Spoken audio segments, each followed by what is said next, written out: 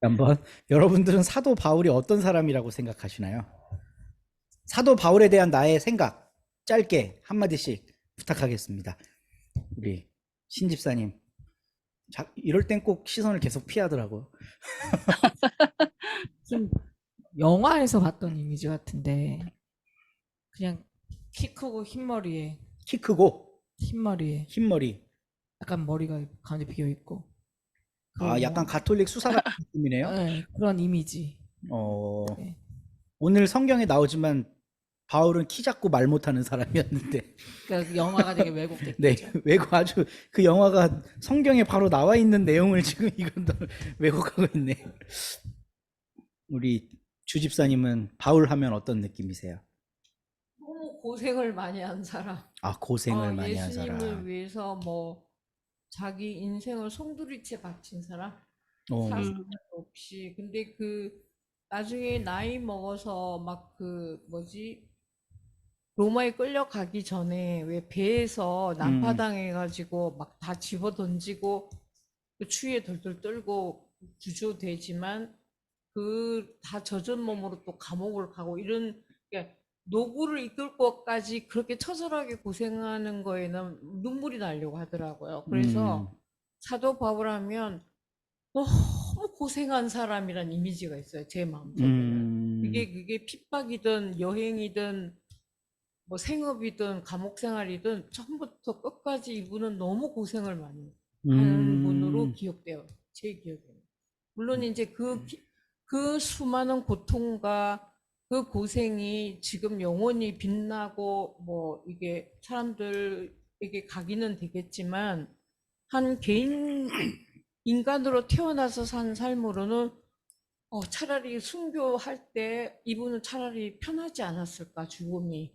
그런 생각까지 들 정도로 굉장히 기구하고 고생 많고 힘들고 그런 것 같아요. 예, 너무 희생이 많았던 사람. 네, 제 네, 기억은 그래요. 예, 좋습니다. 예. 우리 이수진 집사님은 바울 하면 어떤 느낌이 드시나요?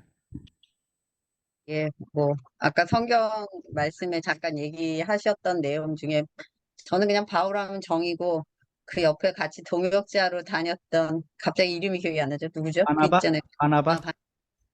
바나바 맞구나. 지금 요즘에는요, 단어가 기억이 안 나요. 큰일 났어요. 바나바는 사랑이라 그냥 저는 그렇게 그래서 둘이 같이 다닐 수 있지 않았나 아, 그렇게 생각.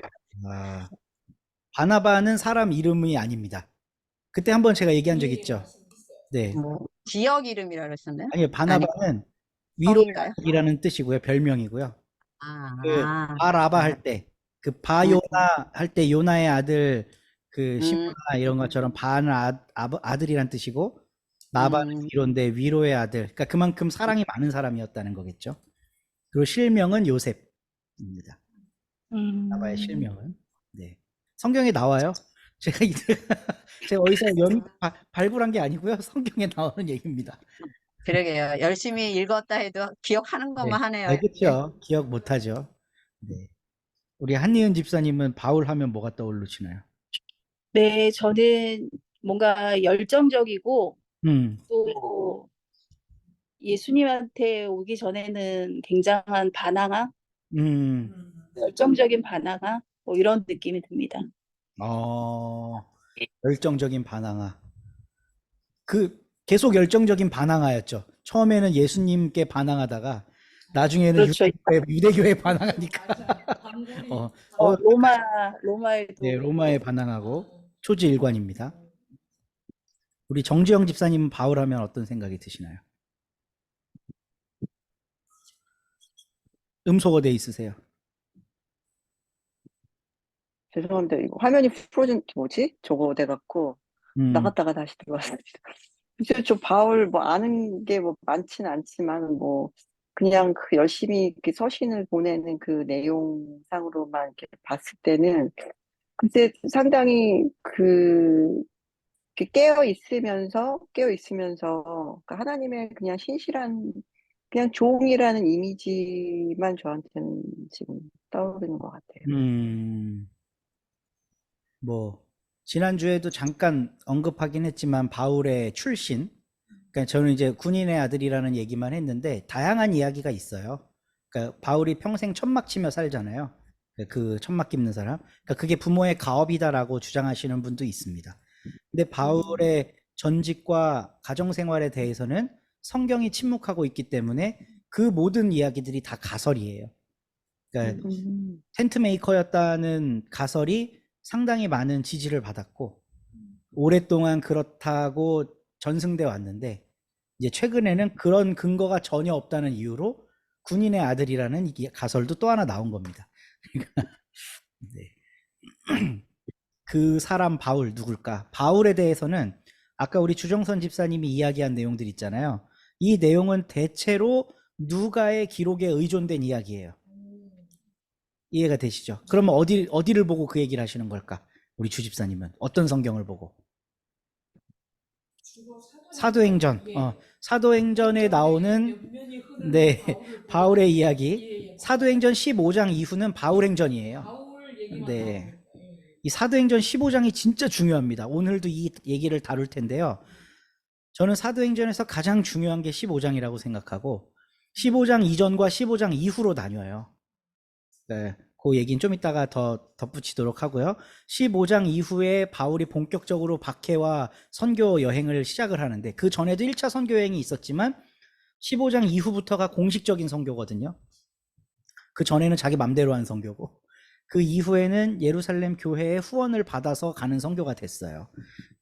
15장 이후부터는 선교 활동과 고난과 뭐 얻어맞고 뱀 물리고 뭐 돌멩이 맞고 죽을 뻔하고 네 이런 게 연속이죠. 근데 또 거기 어디 섬에 표류했는데 거기 가서 또 전도하고 네. 근데 바울 서신에 보면 그런 고생이 뚜렷하게 많이 안 나타나요. 아까 이수진 집사님이 이야기하신 정의의 사도로서의 바울의 모습이 바울 서신에는 굉장히 강하게 드러납니다. 그러면 보세요. 사도행전에 나와 있는 바울 서신의 이미지와 바울 서신 자체에 나와 있는 바울의 이미지 이 두 가지를 하나만 택해야 된다고 할 때 그러니까 이거 어떤 걸 우리는 1차 사료로 1차 자료로 바울을 연구하기 위해 봐야 할 1차 자료는 사도행전일까 바울 서신일까? 사도행전. 자, 사도행전 한 표 나왔습니다. 또 다른 분들도 이야기해 줘 보세요. 바울의 얘기니까 바울 서신. 네네. 네네. 네, 두 이야기가 나왔으니까 대체로 바울 연구자들은 바울 서신이 메인 텍스트가 되어야 한다고 주장해요. 뭐 누가 맞고 틀린 거가 아니라 사도행전을 버릴 수는 없어요. 근데 사도행전에 나와 있는 이야기는 굉장히 영웅화되고 신화화된 이야기라는 거죠. 가령 바울의 고난받는 삶의 여정이 예수의 복음서랑 연결돼요. 그쵸? 바울 서신엔 그 내용이 안 나오는데 사도행전에만 나와. 그러면 천재적인 누가가 그렇게 꾸렸을 거라고 생각이 조금 드시지 않나요? 네, 누가의 시각으로. 지금 예수는 눈앞에 안 보여요. 근데 예수의 역할을 대리할 사람이 교회에는 필요해요. 근데 이 유대인 제자놈들은 비실비실해다. 써먹을 수가 없어. 이때 예수라고 하는 복음이 유대에 속한 게 아니라 전 세계의 복음이라고 생각했던 누가가 사도 바울의 삶을 기록할 때 예수랑 연결짓지 않았겠냐는 거예요. 그래서 바울의 마지막이 예수랑 거의 비슷해요. 물론 사도행전에선 28장에선 바울의 죽음을 언급하진 않습니다. 암시는 하죠. 이제 사형 판결을 받고 2년 동안 그 사형의 결과를 기다리면서 그러니까 판결을 받기 위해 2년의 시간을 기다리면서 로마에서 전도한 이야기가 나오죠. 사도행전에는 28장 마지막에는. 그러니까 그러다가 죽었을 거다. 이것도 이제 뭐라 그럴까? 예수님의 마가복음에서 본 예수님의 부활 이야기처럼 열린 결말로 누가가 남겨놨는데 일단은 바울을 알기 위해 가장 먼저 접근해야 되는 자료는 바울 서신이에요. 제가 요즘에 윤치호 일기라는 거 우리 여기 책장에도 꽂혀 있는데 저거를 보면서 깜짝 놀라는 게 친일파잖아요. 그러니까 우리는 윤치호가 나중에 그 일본에서 자귀를 받은 행위를 갖고 친일파다 이렇게 프레임을 딱 씌워요. 그러니까 친일파라고 하는 시각으로 윤치호의 모든 걸 다 평가하는 거예요. 그게 사도행전 같은 거예요. 근데 윤치호 일기를 읽어보잖아요. 본인이 일제에 동조하는 그 사이에 있었던 무수한 감정의 변화와 자기 싸움, 이게 다 들어있거든요. 그러니까 그게 그냥 그냥 저 인간은 친일파야 하고 그냥 이렇게 뒤집어 씌워놓을 수가 없는 거예요. 이 사람의 인생이라고 하는 거는. 그러니까 자기가 직접 남긴 자기 이야기가 1차 사료, 그 다음 다른 사람들이 평가한 자료가 2차 사료가 되는 게 맞겠구나, 이런 생각이 좀 들더라고요.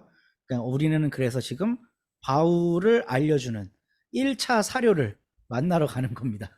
바울의 1차 사료, 그 중에 가장 유명한 그 로마서, 고린도 전후서, 갈라디아서, 에베소서, 빌립보서, 골로새서, 물론 데살로니가서는 좀 중요한데 뭐 디도서, 빌레몬서 이런 거는 물론 중요한 성경이긴 하지만 바울의 진면목을 알기 위해서는 이 네 권의 책이 저는 되게 핵심적이라고 생각해요. 바울이 어떤 생각을 했던 사람이다라는 거. 로마서와 고린도서, 갈라디아서, 고린도는 전서와 후서로 나뉘는데 실제적으로 역사적 시간 간극이 있어요. 고린도 전서 쓰고 1년 반 있다가 고린도 후서도 쓴 거예요. 그러니까 전후서로 나누는 게 맞아요, 이거는. 그러니까 우리가 구약 성경 이야기할 때 사무엘 상하가 원래는 하나였는데 70인역에서 강제로 나눴다 그랬잖아요. 근데 신약 성경은 원래부터 두 개로 나뉜 다른 거예요.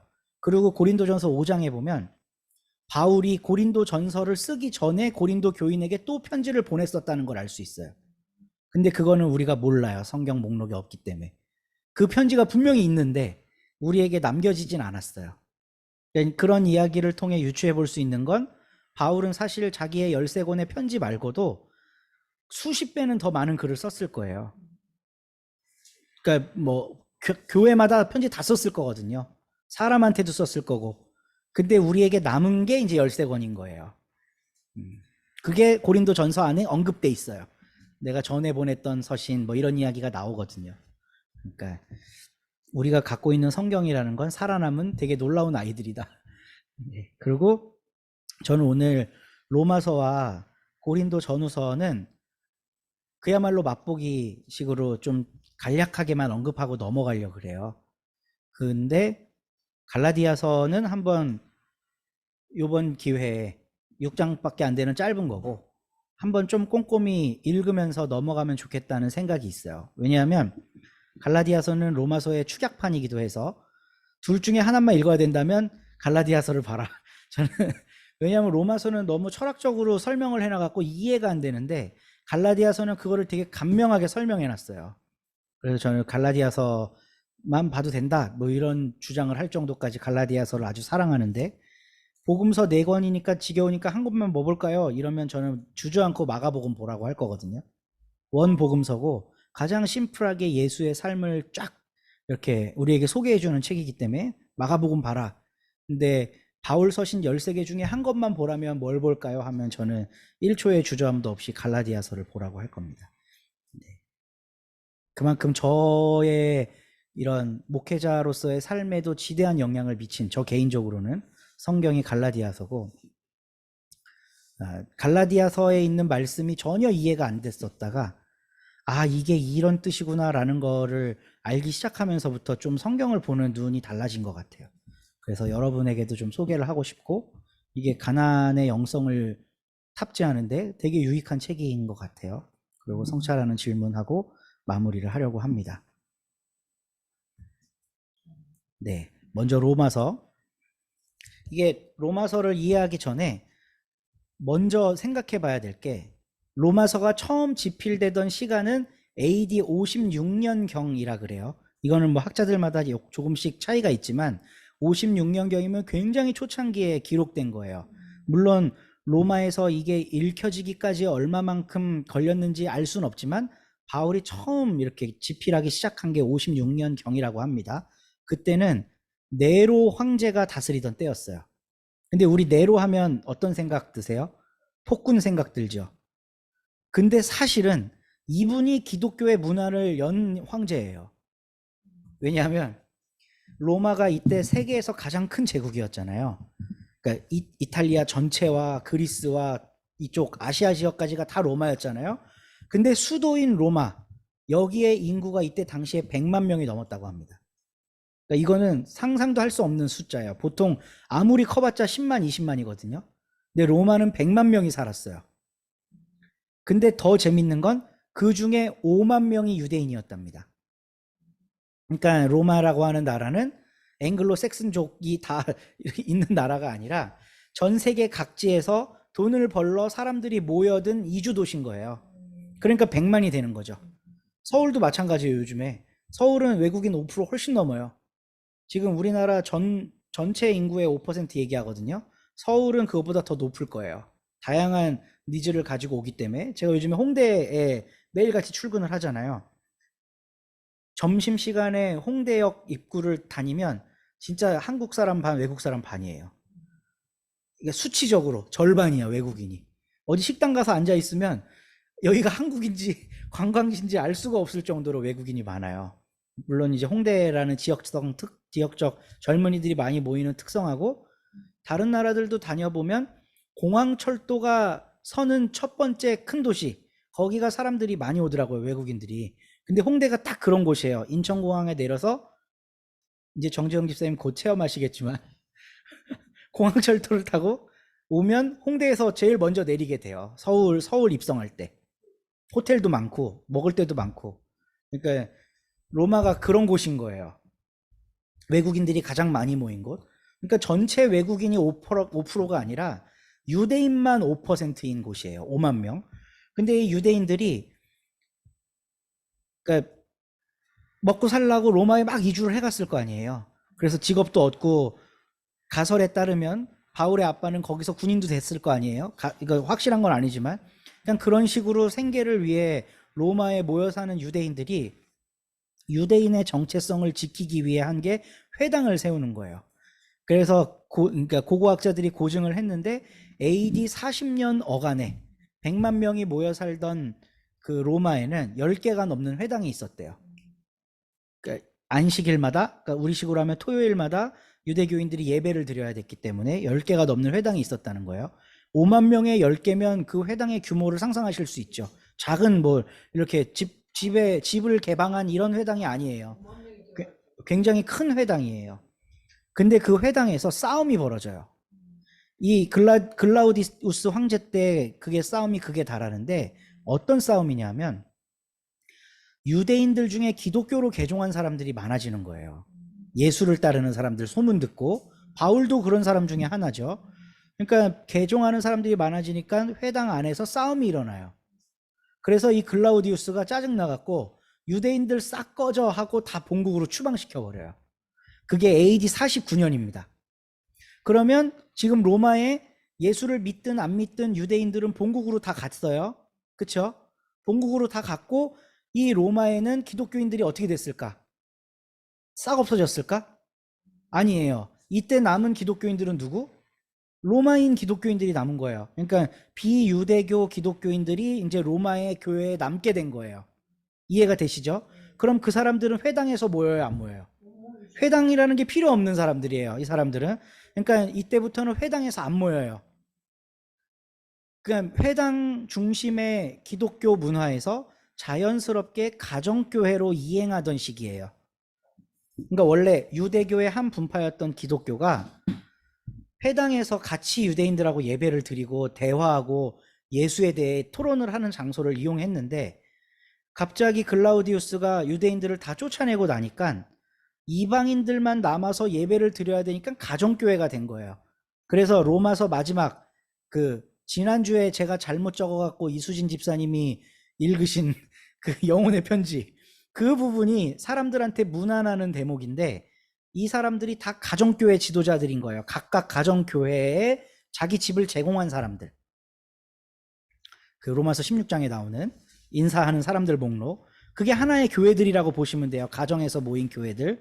그러니까 교회의 분위기는 회당 중심의 유대교적 기독교에서 가정 중심의 완전히 새로운 기독교로 바뀌던 때고, 그 4, 5년 사이에 이런 일이 막 벌어지기 시작했는데, 갑자기 글라우디우스에서 네로로 이게 황제가 바뀌고 네로 황제가 AD 54년도에 유대인들을 복귀시켜요. 지금 분위기를 그러니까 이때 이 로마서의 분위기를 생각해 보시라는 거예요.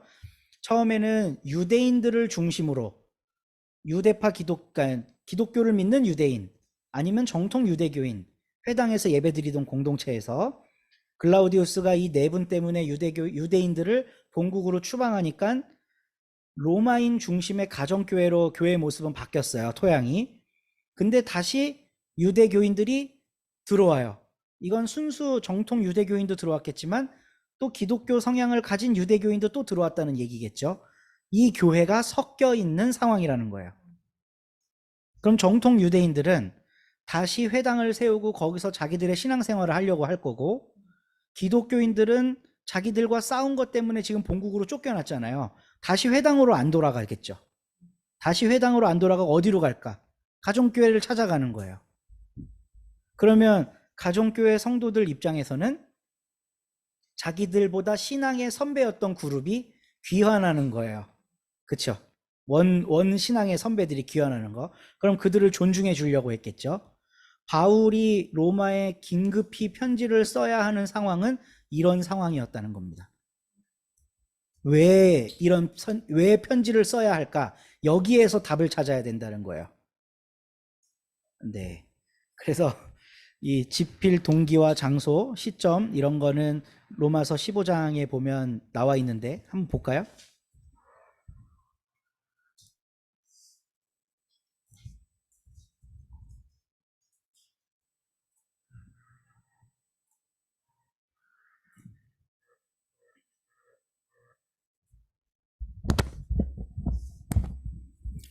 내가 여러분에게로 가려고 했으나 여러 번 길이 막혔습니다.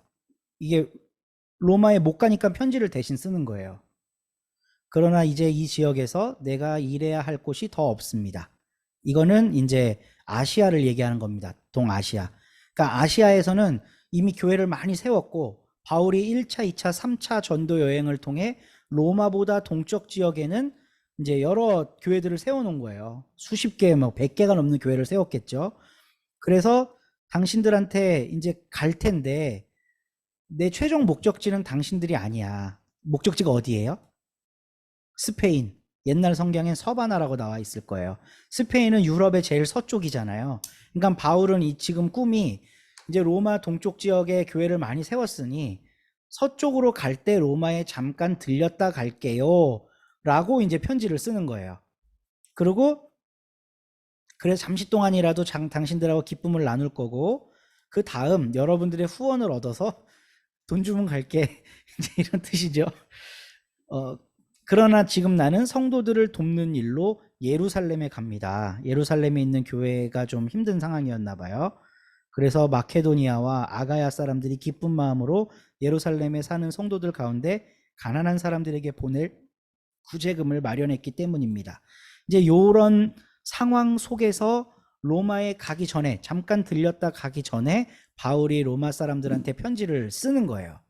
그러면 사실 이 편지 없이도 바울은 이 편지대로라면 조금 있으면 로마로 가거든요.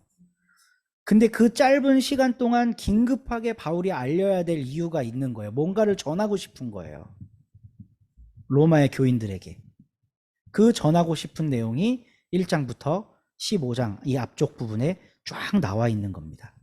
그러니까 이 관점으로 로마서를 읽어야 바울이 왜 이 소리를 했구나를 알지, 그냥 복음에 대해 설명한 바울의 책하고 복음을 이해하려고 읽으면 오해만 생겨요. 그러니까 지금 이 급변하고 있는 로마 교회의 상황, 유대적 기독교에 물이 빠졌다가 이방인들이 기독교인이 됐다가 다시 유대인들이 복귀해 있는 이 상황에 뭔가 위험 요소가 있기 때문에 바울이 지금 긴급하게 편지를 쓴 거지, 그냥 복음에 대해 뭔지 알려주려고 쓴 게 아니라는 거예요. 이 내용이 갈라디아서에 보면 훨씬 더 진하게 나와요. 로마서에는 약간 술에 물 탄 듯 나오거든요. 이게 선명하게 안 드러나요.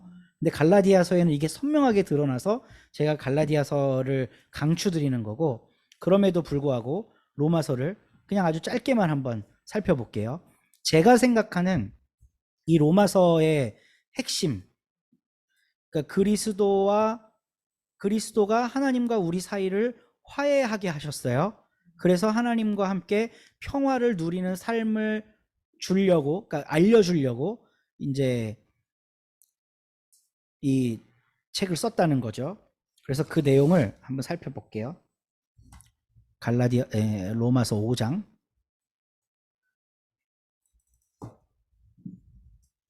궁금한 거 있으면 중간에라도 언제든지 질문하셔야 됩니다. 그러므로 우리는 믿음으로 의롭다 하심을 받았으므로 우리 주 예수 그리스도로 말미암아 하나님과 더불어 평화를 누리고 있습니다. 라고 이야기하잖아요. 근데 여기가 그러므로잖아요. 이 앞에 무슨 얘기가 있으니까 그러므로가 나왔겠죠. 그러니까 이 앞에 있는 이 내용을 확인해 보면 우리가 믿음으로 의롭다 하심을 받았다는 게 무슨 말인지 나와요. 그렇죠? 근데 그 내용은 우리가 이미 교회를 오래 다니면서 이 로마서에 대한 설교는 굉장히 많이 들었어요. 그 핵심 내용 중에 하나가 아브라함에 대한 비유예요. 네. 아브라함이 이제 이삭을 낳고 나서 이삭을 갖고 할례를 받거든요. 그러니까 할례를 받으면서 하나님이 뭐라고 약속하냐면 이거는 이제 너와 네 후손들에게서 날 증표다. 그러니까 나와 너희들의 관계적 증표다. 그러니까 언제든지 이제 아들이 태어나면 8일 만에 할례를 줘라라고 하나님이 명령을 한단 말이에요. 아브라함한테. 그래서 자기랑 자기 아들이 할례를 받아요. 그리고 그 자식들부터는 난지 8일 만에 할례를 했겠죠. 그러면 바울이 그때 아브라함이 할례를 받았기 때문에 약속의 백성이 되었다고 하는 게 전통적인 유대교인들의 생각이었어요. 근데 바울은 그 이야기를 뒤집어 엎어요. 로마서에서. 혹시 어떻게 없는지 설명해 주실 수 있는 분 계시나요? 네, 로마서에서 엎어요. 갈라디아서에서는 대놓고 엎고, 네, 로마서에서도 엎어요. 어떻게 엎냐면, 이것도 보여드려야 되겠네. 잠시만요.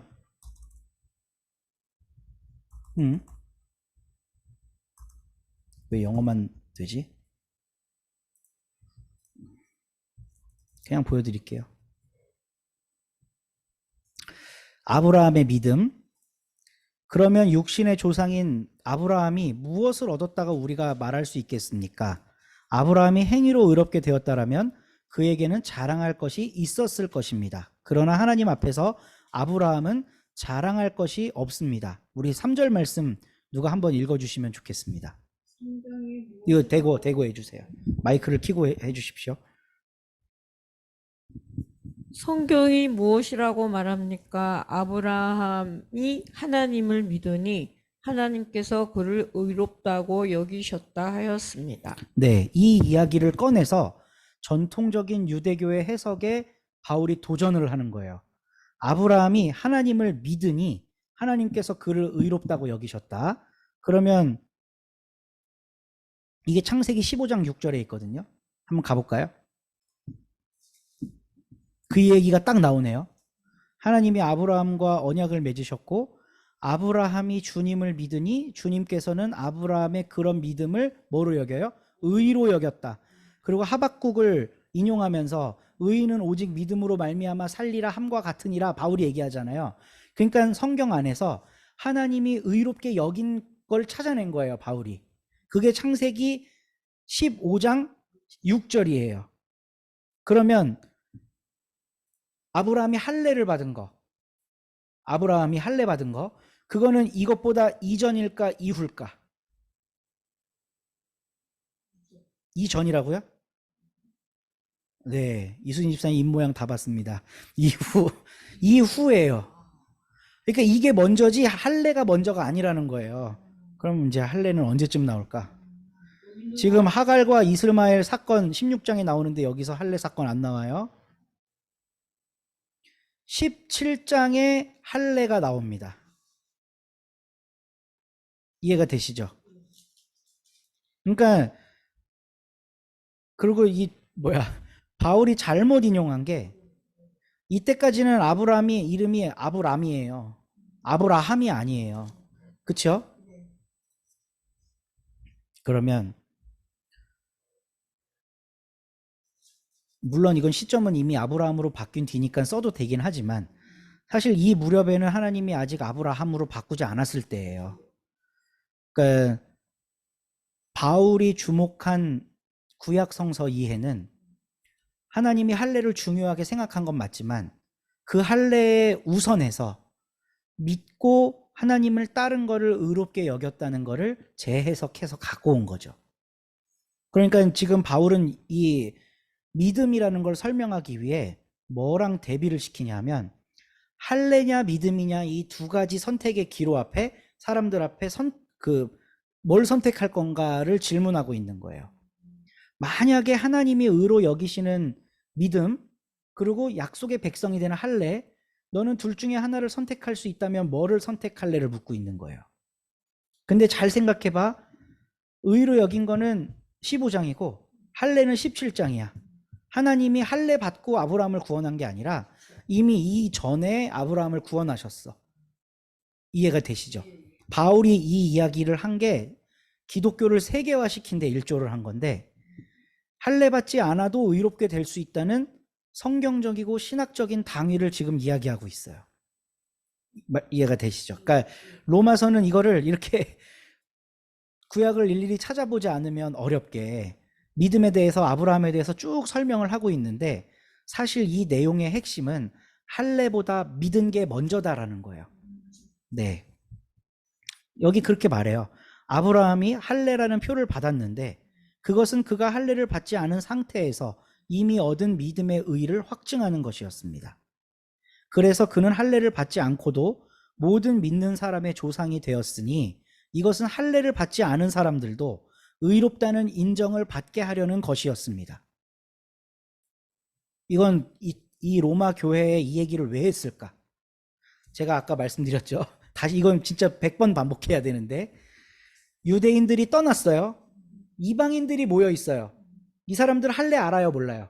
모르죠. 회당도 몰라요. 그냥 믿으면 의롭게 된다는 기본적인 교리에 교회를 세우고 자기 가정교회를 내놓은 사람들이에요. 근데 한 5년 지나니까 누가 다시 기어들어와? 유대인들이 들어와. 그러니까 우리가 원래 먼저 예수 믿은 사람들인데 너네 그렇게 믿으면 안 돼 하면서 회당 중심의 신앙과 할례를 받아야 의로운 백성이 되고 하나님의 선택받은 백성이 된다는 가르침을 이 로마 교회에 주는 거예요. 다시 돌아온 사람들이. 그러니까 바울은 이게 몸소리 쳐지듯이 무서운 거예요. 왜냐하면 그거가 갖고 있는 힘을 알거든요.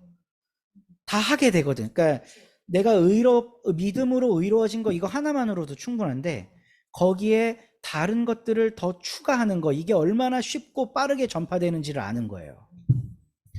그러니까 우리가 지금 이단 종파들 때문에 무서워 떠는 이유가 뭐냐 하면 아니 복음으로 우리가 구원받았다 이거면 됐지 이건데 이단 종파들은 그게 아니라고 자꾸 말하는 거거든요. 너희가 잘못 배운 거야. 그럼 귀 기울이게 되잖아요. 이렇게 하라고 성경에 나와 있어 하고 들이밀면 성경 어설프게 아는 사람들은 넘어가게 돼 있다고요.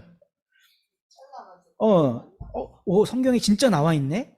이러고 이제 딸려 들어가는 거예요. 그리고 이때 당시 사람들은 이제 그리스어를 웬만하면 다 할 줄 알았을 텐데 유대인들은 히브리어도 알고 그리스어도 알고 로마어도 알았겠죠. 그때 거기에 살던 유대인들은. 그러니까 자기들 70인역 히브리 성서 갖고 와갖고 펼쳐서 가르치면서 얘기하는 거예요. 너네 교회를 세워준 바울이 읽는 성경에 따르면 여기 할례에 대한 내용 나와 안 나와? 하나님이 할례 받은 백성들을 친백성 삼으시고 자기 소유로 삼으시겠다고 했지. 그래서 출애굽기, 레위기, 민수기, 신명기까지 쫙 와보면 그 사람들과 하나님이 언약을 맺으셔. 이 언약의 관계라는 건 깰 수 없는 거고 너도 이 언약 관계에 들어오기 위해서는 할례를 받아야 된다고 로마 교인들한테 가르친 거죠. 그러면 정말 신실하게 신앙생활 하고 싶어 했던 로마의 교인들이 할례 받지 않았겠어요? 받죠. 네. 얼마나 성경 말씀을 들이밀고 하는데 할례 받죠. 근데 바울은 그딴 거 받지 말으라고 지금 이거를 긴급히 써서 보내고 있는 거예요. 긴급히 써서. 유대인들이 들어가서 로마에서 어떤 활동을 할지 알기 때문에 그 유대교적 생각을 방어하기 위해 이 성경을 빨리 편지를 써갖고 긴급 송달을 하는 거예요. 좀 있으면 갈 건데. 그렇습니다. 이제 이 앞에 있는 내용들은, 그러니까 3장도 내용을 보면요, 유대인의 특권과 할례의 이로움에 대해 이야기를 해요. 그리고 그러니까 요건 읽어보시면 돼요. 이제 이런 관점을 갖고 읽으시면 바울이 왜 이런 얘기를 했나를 아시게 될 거예요. 그리고 1장, 2장은 그러니까 2장 16절까지는, 이 17절부터는 이제 유대인들에 대한 설명인데, 1장부터 2장 16절까지는 로마에 살고 있는 사람들의 문화적 환경에 대해 이야기를 하고 있어요. 왜냐하면 여기에 동성애 이야기가 나오거든요. 동성애 이야기. 순리로 쓸 걸 영리로 쓴다. 여성들도 음욕이 불붙듯 일어서 남성들과 같이 한다. 이런 내용이 이제 로마서에 나오거든요. 근데 이거는 로마 문화에 대한 바울의 비판이라고 할 수 있는데, 요건 그냥 한 가지 팁을 드리자면, 언제 이 얘기 한 적 있나요? 있겠죠? 제가 주구장창 하는 말이었으니까. 이 편지를 쓸 때 당시에 황제가 네로잖아요. 네로는 소문난 동성애자예요. 동성애자인 정도가 아니라 양성애자예요. 양쪽이 다 되는 사람인 거죠. 근데 바울이 로마서 서두에다가 동성애 문제를 썼어요. 그러면 이거는 누구를 언급하려고 하는 걸까? 네, 당연히 로마 황제를 언급하는 거예요. 로마 황제가 하는 이게 하는 짓이 부끄러운 짓이라는 거를 말하고 싶은 거예요. 쉽게 얘기하면. 그러니까 우리 마가복음, 바울의 제자였던 마가복음 1장 1절이 하나님의 아들 예수 그리스도의 복음의 시작이다로 시작하잖아요. 그러니까 하나님의 아들이면 로마 황제여야 되는데 그 자리를 예수로 대치시켜놨고, 요한겔리온이라는 복음이라는 말은 황제 일가와 관련된 일이어야 하는데 마국간에서 태어난 예수에게 그 이야기를 붙였단 말이죠. 이것 자체가 로마의 반역이라 그랬잖아요. 마가복음도 로마 교인들을 위해 쓰여진 거니까. 그러니까 마가는 로마 교인들이 이걸 읽고 로마 관청에서 이걸 보면 자기가 죽을 거라는 걸 알면서도 쓴 거예요. 모가지 내놓고 쓴 거예요. 바울도 마찬가지라는 거예요. 서두부터 동성애 문제를 다루는데 소문난 동성애자가 황제야. 그러니까 숨죽이고 살아가는 로마의 민초들 중에 어떤 특별한 성향이 있는 사람들을 억압하기 위해 바울이 이 본문을 쓴 게 아니라 로마 황제의 부도덕함을 지적하기 위해 쓴 거라고요. 그러니까 목숨 내놓고 쓴 거예요, 사실 바울도 이거를. 그러니까 그런 관점에서, 그러니까 로마 문화에 대한 바울의 이해, 그때 당시에 로마 사람들에게 가장 핫한 이슈가 뭐였나, 이런 거를 관심을 갖고 로마서를 읽으면 쉽게 접근할 수 있는 정답을, 이거를 염두하지 않고 봐라, 바울도 동성애가 죄라고 하지 않았냐 하고 오늘날 500만 원도 못 모아갖고 축제를 할 판이니 못 판이니 하고 있는 약자들한테 너네 지옥 갈 사람들이다라고 이 성경을 갖고 들이대는 건 너무 잘못 들이대는 거죠. 너무너무 잘못 들이대는 거죠. 그러니까 어쨌든 네, 1장, 2장은 그렇고 2장부터는 쭉 유대인과 율법의 관계, 할례 받는 거에 대한 이야기가 쫙 이어집니다.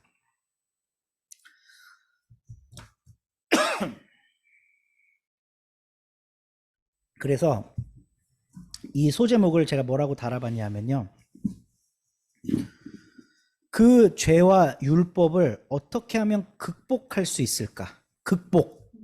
그리고 그 극복하면서 살아가야 하는 성령 안에서의 삶에 대해 5장, 6장, 7장, 8장이 쫙 이야기를 해요. 그리고 그럼에도 불구하고 바울은 이스라엘에 대해서 부정적으로만 이야기하지 않습니다. 원래 하나님이 처음 선택한 민족이 이스라엘이라는 건 확실하다고 이야기를 해요. 그리고 거기서부터 이제 복음도 나왔다고 그렇게 설명을 하고 있습니다.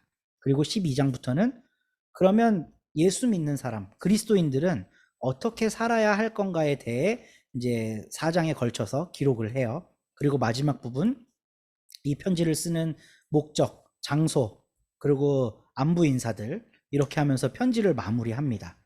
제가 이거를 이렇게 요약본을 만들면서 여러분하고 나누고 싶었던 거는, 로마서 하면 이신칭의의 교리서라고 이야기를 해요. 이신칭의의 교리서. 근데 그 이신칭의의 교리는 5장 이전까지만 나와요. 쉽게 얘기하면. 그러고 나서 5장 이후부터는 대체로 어떤 내용이 나오냐면요. 어떻게 살아야 되는지에 대한 내용이 나옵니다. 성령 안에 사는 게 뭐냐? 우리 제목들만 한번 훑으면서 가볼까요? 5장 의롭게 하여 주심을 받은 사람의 삶이에요. 그리고 이제 아담과 그리스도 얘기를 하면서 이것도 좀 철학적 논증을 하는데, 한 사람 때문에 범죄가 들어왔으니까 한 사람 때문에 이제 의로워진다, 뭐 이런 조금 논리적으로 말이 안 되는 철학 논증을 해나가요. 이거 일반인들이 읽으면 전혀 이해할 수 없습니다. 그리스도와 함께 죽고 산다, 세례를 받아서 우리가 이제 죄에 대해 죽고 이제 하나님에 대해 산 사람이 된다, 그리스도인은 의의 종이다 하면서 어떻게 살아야 되는지를 쫙 설명을 해요. 어떻게 살아야 되는지. 이 이야기를 들으면 사람들이 어떤 오해를 할 수 있냐면, 그럼 장땡이네, 맘대로 살아도 되네, 이럴 수 있거든요. 믿기만 하면 의로워지면 삶은 맘대로 살아도 되네, 방종해도 되네, 이런 질문을 할 수 있거든요. 그래서 이때부터는 방종하면 안 되는 삶에 대해서 쫙 이야기를 하는 거예요. 그러니까 되게 율법적인 이야기를 하는 거죠. 혼인관계, 율법과 죄의 관계, 성령이 주시는 생명을 가지고 누리는 삶, 뭐 이런 이야기들을 쫙 하고 있습니다.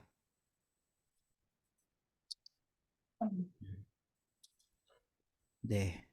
그러니까 제가 보는 로마서는 절반은 이신칭의를 소개하기 위한 교리고, 절반은 예수 믿고 사는 사람의 행동에 관한 이야기예요. 행동에 관한 이야기.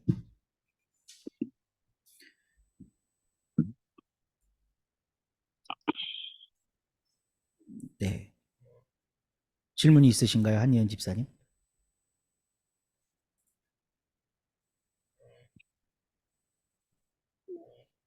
네. 네, 아니요. 네. 질문은 없습니다. 제가 성경 공부를 더욱더 참여 열심히 적극적으로 해서 그때는 네. 질문을 하도록 하겠습니다. 예, 아시겠지만, 네. 12장, 예, 이제 12장부터 보면은 아주 네, 구체적인 지침들을 얘기해 줘요.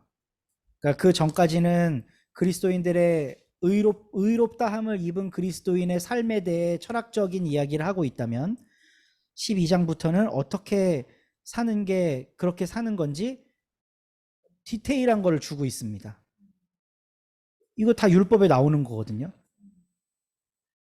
그러니까 바울은 결국 율법으로 구원받을 수 없다 그래 놓고 뒤에는 율법을 설명하고 있어요. 손님 대접하기를 힘쓰라. 박해하는 사람을 축복하라. 기뻐하는 사람과 함께 기뻐하고 우는 사람과 함께 울어라. 한마음 되라. 비천한 사람하고 사겨라. 악으로 갚지 마라. 이거 다 구약의 율법에 나오는 이야기들이에요. 그러니까 율법을 다시 한번 해설해 주고 있는 거죠.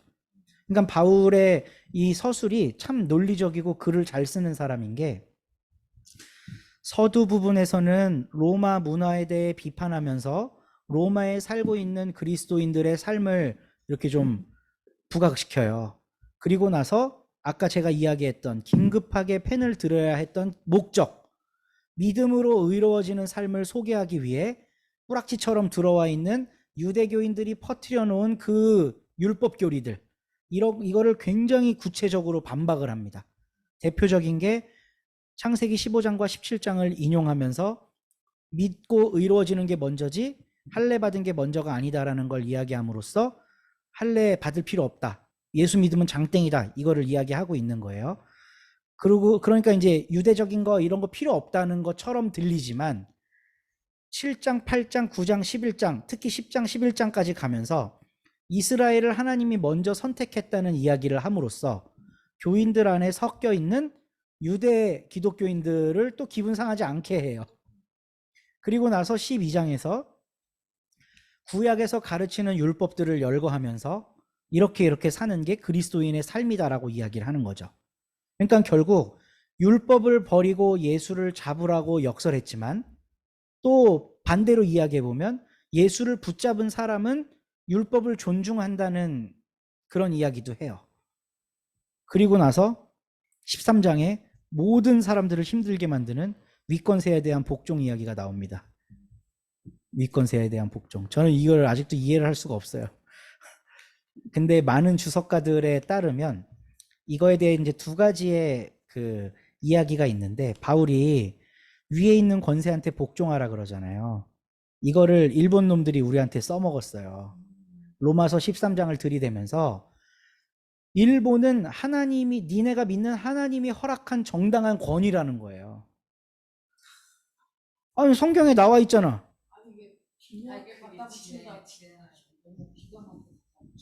그러면 한번 생각해 보실래요? 만약 영국은 국교가 기독교예요. 영국에 있는 황제가 백성들한테 세금을 거두면서 이 이야기를 하면 그건 정당한가요? 안 정당해요? 그러면 이 성경 말씀은 잘못된 건가요?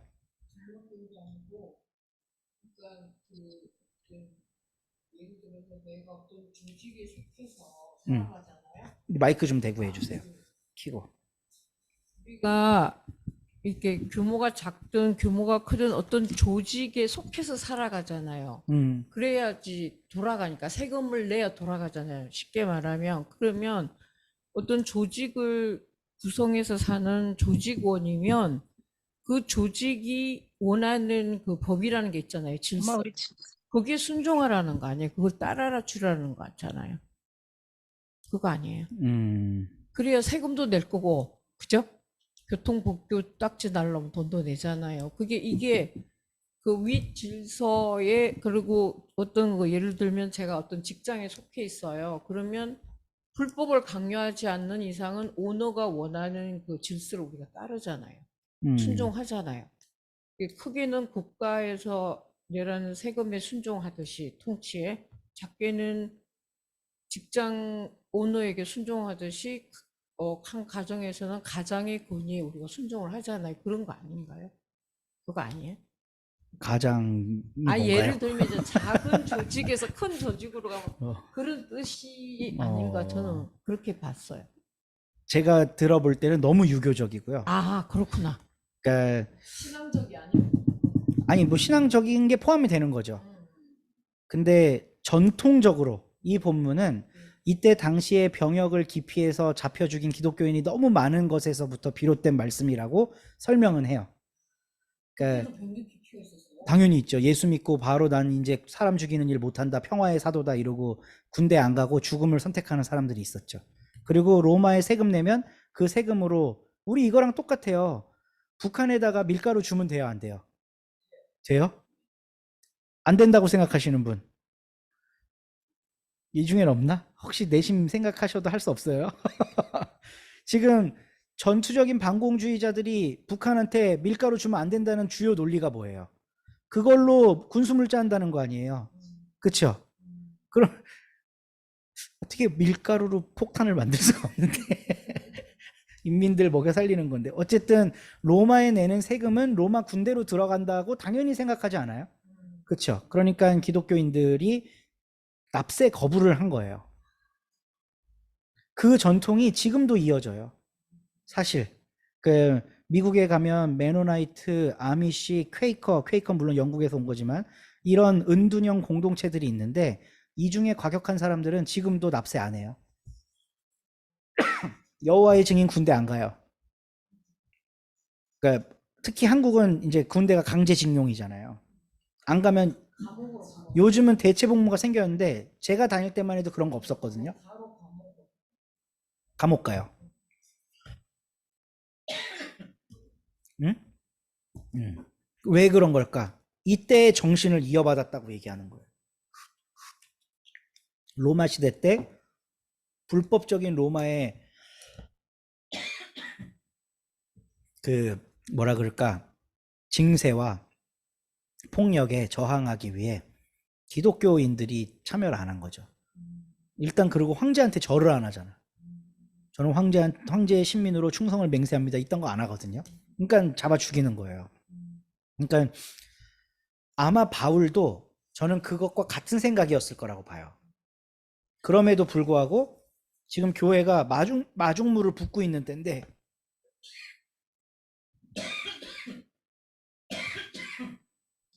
마중물이 없어지면 교회가 생겨나질 못하잖아요. 그러니까 이제 타협하는 거지. 저는 바울의 타협이라고 생각합니다. 이 본문을. 근데 요즘 주석가들은 그런 전통적인 해설에 대해서 반기를 제기하기도 해요. 일단 이게 바울이 직접 쓴 거냐 안 쓴 거냐 이것도 그 뭐라 그럴까 논의의 대상이긴 하지만 일단 바울이 썼다는 전제하에 이 교회 안에도 그런 국가에 복종하는 문제에 대한 다양한 생각들이 있었다는 거예요. 로마 교회 안에. 그러면 지도자는 그 다양한 생각들을 중재해 줘야 되는 거예요. 결론을 내줘야 되잖아요. 너는 너대로 생각하고 넌 너대로 생각해 할렐루야 이럴 수가 없다는 거예요. 우리는 그러지만 오늘날 민주화된 한국형 교회들은 각자의 의견을 존중하고 그것들을 수렴해 나가는, 그러니까 어떤 하나의 방향으로 몰고 나가는 게 아니라 제3의 길을 찾고 민주적인 의사결정에 의해서 교회의 방향성을 정해야 되는 게 오늘날의 교회지만 2000년 전 저 교회에 그런 상식적인 논리가 없었다는 거예요. 그러니까 당연히 교회의 지도자라면 교회 안에 시끄러운 문제에 대해 어떤 하나의 질서를 잡아줘야 된다는 거죠. 그 할례 문제만 봐도 그래요. 할례 받고 예수 믿어야 된다는 사람도 있고 할례 안 받고 예수 믿어도 된다는 사람이 있잖아요. 그러니까 바울은 그 두 그룹의 한 편을 들어주는 거예요. 이게 옳다고. 지금 이것도 마찬가지입니다. 로마에 납세하고 뭐 병역하고 이렇게 사는 사람도 있고 그렇게 안 사는 사람도 있어요. 이게 이제 고린도 교회에 가면 아주 극명하게 나타나는데, 그러니까 거기서 바울은 결정을 해준 거예요. 이렇게. 네, 썩 마음에 안 드는 결정이긴 하지만 어쨌든 바울은 그렇게 결정을 해줬습니다. 네, 그래요. 그리고 왜 그런 추측을 요즘 학자들은 할 수 있냐 하면 마지막 부분을 서로 비판하고 싸우지 말라는 걸로 마무리하거든요. 그러니까 교회 내에 상이한 의견 충돌로 인해서 자칫 잘못하면 교회가 와해될 수도 있는 상황 속에 바울은 질서를 세워갔고 질서를 세운 끝에 결론적으로 하는 이야기가 형제간에 싸우지 말아라. 그냥 서로 받아들여주고 용납해줘라. 이렇게 하고 마무리를 하고 있어요. 그리고 자기의 논리를 마지막으로 확실히 한 번 더. 믿음에 근거하지 않은 것은 다 죄입니다. 이렇게 이제 14장을 이야기하고 15절부터는 마무리를 이제 하는데 덕 세우세요. 유대인 이방인 둘 다 이제 하나님께 나아갈 수 있어요. 내가 어떻게 이런 이야기를 하냐고요? 저는 사도예요. 그리고 좀 이따가 로마 갈게요. 지금 못 가지만 결국은 못 가고 제대로 못 가지만 그 다음에 이제 자기한테 후원했던 사람들 혹은 로마의 그 가정교회를 이루었던 사람들을 축복하고 감사를 표하고 마무리를 합니다. 네, 로마서 여기까지 하고 혹시 질문 있으신가요?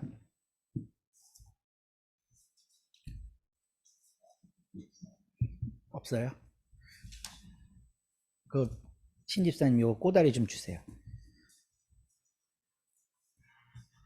그러면 고린도서는 좀 빨리 넘어갈게요. 그렇게 할 수 있을지 모르겠지만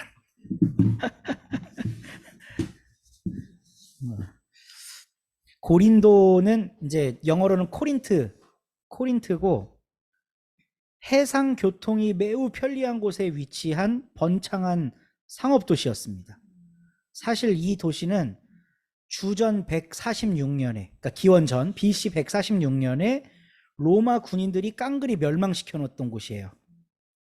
그러다가 율리우스 시저가 등극한 이래에 다시 여기다가 그 해상 도시를 만들어라 명령해서 로마가 인위적으로 세운 재건 도시입니다. 그러니까 여기는 완전히 이제 로마화된 그런 도시였던 거죠. 그런 도시를 인위적으로 다시 꾸리려면 로마랑 비슷하게 외부에서 사람들을 엄청 많이 끌고 와야 돼요. 거기에 이주해서 살게 해야 되잖아요. 그러니까 당연히 다양한 출신 성분의 사람들이 모여서 살았고 여기는 말 그대로 다종교, 다인종 지역이었던 거예요.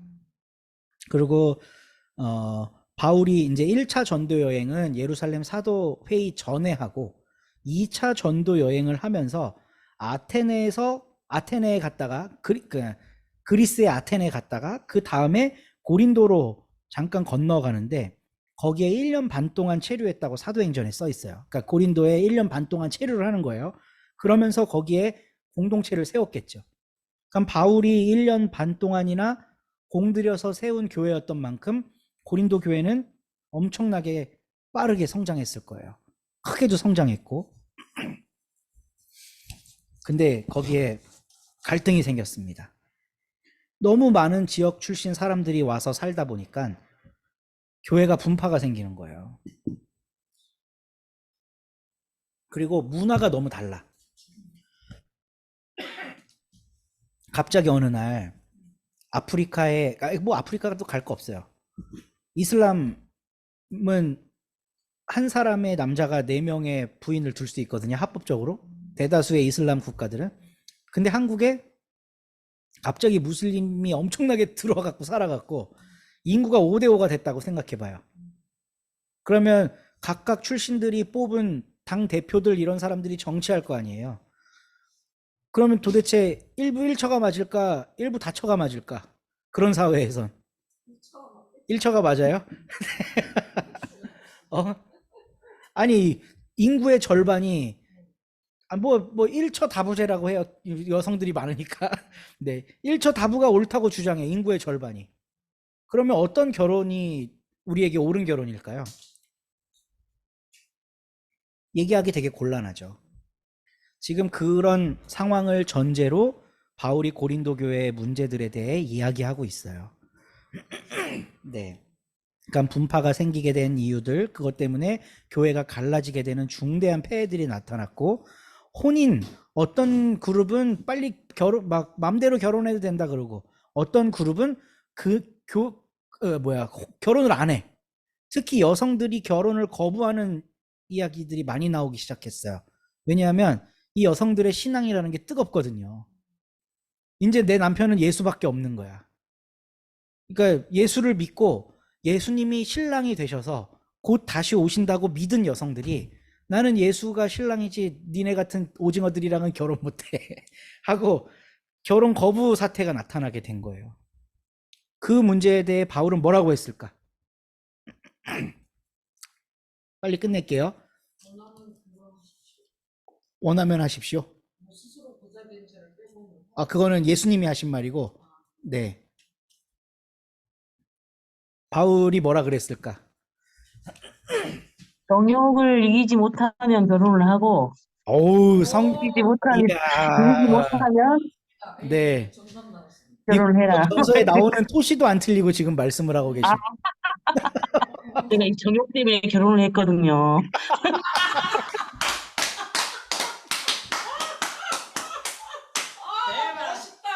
진짜야. 정욕 때문에 결혼을 했어. 그러니까 아니 정확하게 고린도 전서 바울의 가르침에 따르고 있는데 바울은 결혼을 안 하는 게 상책이라고 얘기해요. 상책이다. 근데 정욕을 이기지 못하겠거든 해라. 그리고 이혼에 관한 것도 있는데 예수님은 이렇게 얘기했으나 나는 이렇게 얘기한다라고 덧붙여요. 예수님은 하나님이 하나 되게 한 걸 인간이 나눌 수 없다 이러고 딱 끝내버렸거든요. 근데 예수님은 이렇게 얘기하셨어. 바울이 설명해요. 그렇게.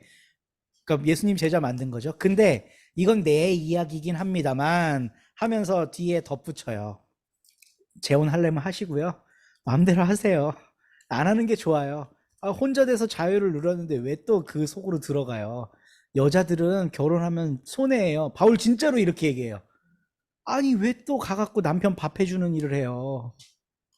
성경에 이렇게 써 있다니까요. 진짜 꼭 읽어보세요. 고린도전서에. 왜 이거 전서예요. 네, 전서. 왜 가사의 일을 해야 되는데 또 들어가려고 하냐. 바울이 이렇게 설명해요. 안 하는 게 나아. 근데 하겠거든 해. 그리고 또 어떤 문제도 있었냐면 기독교인 남자와 비기독교인 여자. 기독교인 여자와 비기독교인 남자는 어떻게 해야 되냐. 그거는 바울이 어떻게 얘기하냐면 비기독교인인 사람이 하자는 대로 해라 이렇게 얘기해요. 계속 결혼 관계를 유지하길 원하거든 그냥 위주해주고 헤어지자고 하거든 헤어져라. 혹시 아냐? 계속 걔가 유지하자 그래갖고 네가 걔 전도해서 한 영혼을 또 얻을지? 뭐 이러면서 이제 바울이 실질적인 이야기를 해요. 그러니까 지금 고린도서는 되게 흥미진진하고 재미있는 게 우리의 삶에서도 벌어질 수 있음직한 일들이 이 교회 안에 지금 벌어지거든요. 그러니까 바울이 거기에 대해서 성경적인 것 플러스 예수의 이야기 플러스 이건 내 생각이다라고 주장하면서 세 가지 이야기를 해요. 성경이 이렇게 말하더라. 예수님은 이러셨다. 나는 이렇게 생각한다. 이 세 가지를 이야기하면서 이 핵심 주제들에 대해 설명을 해주거든요. 그러니까 재밌죠. 네, 재밌죠. 전 이 고린도 전서에서 한 개만 보고 넘어갔으면 좋겠는 게 지난주에 제가 잠깐 이야기했던 거예요. 바울의 부활관. 제가 바울은 육체적 부활 얘기한 적 없다 그랬죠. 그게 고린도 전서 15장에 나옵니다. 바울의 부활관이 아주 선명하게 드러나요.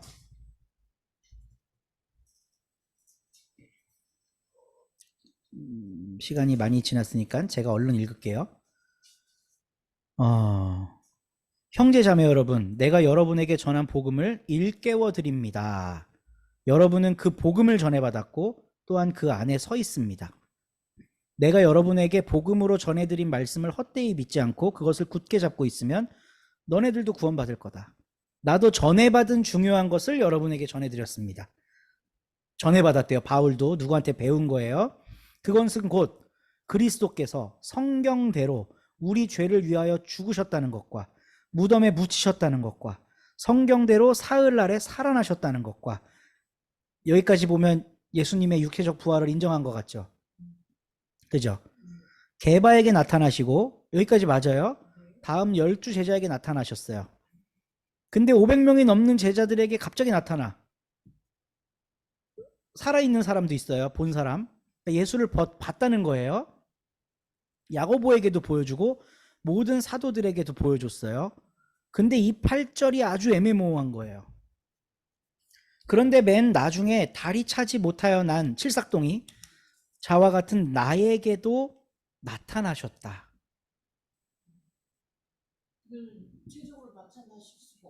당연하죠. 예수님이 육체적으로 바울한테 나타난 적이 없어요. 근데 지금 이거를 서술하는 방식이 이것과 이 모든 것들이 다 동급이라고 말하고 있는 거예요. 이해가 되세요? 그러니까 바울은 예수가 육체로 부활해서 몸을 갖고 있었다는데 아무런 관심이 없어요.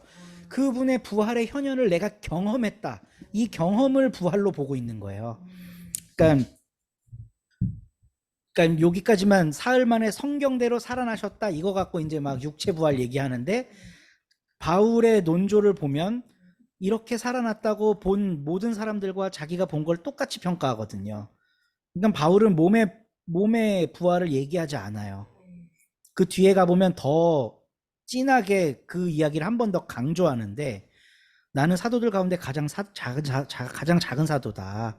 나는 교회를 박해했던 사람이기 때문이다. 뭐 이러죠. 그리고 뒤에 이게 아주 핵심입니다. 그리스도께서 죽은 사람 가운데서 살아나셨다고 우리가 전파하는데 지금 부활이 없다고 이야기하는 사람들이 있는 거예요. 그렇죠? 죽은 사람의 부활이 없다면 그리스도께서도 살아나시지 못했을 겁니다. 만약에 그리스도가 안 살아나신 거면 우리는 지금 헛수고하는 겁니다. 우리는 또한 하나님을 거짓되이 증언하는 자로 판명될 것입니다. 그것은 죽은 사람이 살아나는 일이 정말로 없다면 하나님께서 그리스도를 살리지 아니하셨을 터인데도 하나님께서 그리스도를 살리셨다고 하나님에 대하여 우리가 증언했기 때문입니다. 말도 되게 어렵게 하네. 네. 그러니까 바울은 지금 죽은 사람이 살아나는 거에 대해 논리적인 설명을 하고 있어요. 죽은 사람이 살아나는 게 뭔가? 그리스도께서 살아나지 않으셨다면 당신들은 헛되게 믿는 거고 우리 모두가 다 죄 가운데 있는 거다. 그리고 그리스도 안에서 잠든 사람들, 이미 죽은 순교자들, 이 사람들도 다 멸망하는 거다 그냥. 그리스도 안에서 우리가 바라는 것이 이 세상에만 해당되는 것이라면 우리는 모든 사람 가운데서 가장 불쌍한 사람일 것입니다. 그러나 이제 그리스도께서는 죽은 사람들 가운데서 살아나셔서 잠든 사람들의 첫 열매가 되셨습니다. 한 사람으로 말미암아 죽음이 들어왔으니 또한 한 사람으로 말미암아, 이거 로마서에서 한 말이에요. 로마서에서 이스라엘 이야기하면서 아담으로부터 온 죄, 이거 똑같은 말이죠. 네. 모두가 다 살아나게 될 겁니다. 그러나 각각 차례대로 그렇게 될 것입니다. 첫째는 첫 열매이신 그리스도요. 그 다음은 그리스도께서 재림하실 때 그리스도께 속한 사람입니다. 뭐 아직까지는 육체 부활 얘기한다고 해도 돼요. 그때가 마지막입니다. 그때 그리스도께서 모든 통치와 모든 권위와 모든 권력을 패하시고 그 나라를 하나님께 넘겨드릴 겁니다. 이제 하나님께서 모든 원수를 그리스도의 발 아래 두실 때까지 그리스도께서 다스려야 합니다. 맨 마지막으로 멸망받을 원수는 죽음입니다. 죽음이라는 건 예수의 부활과 함께 없어진다는 거예요, 이제.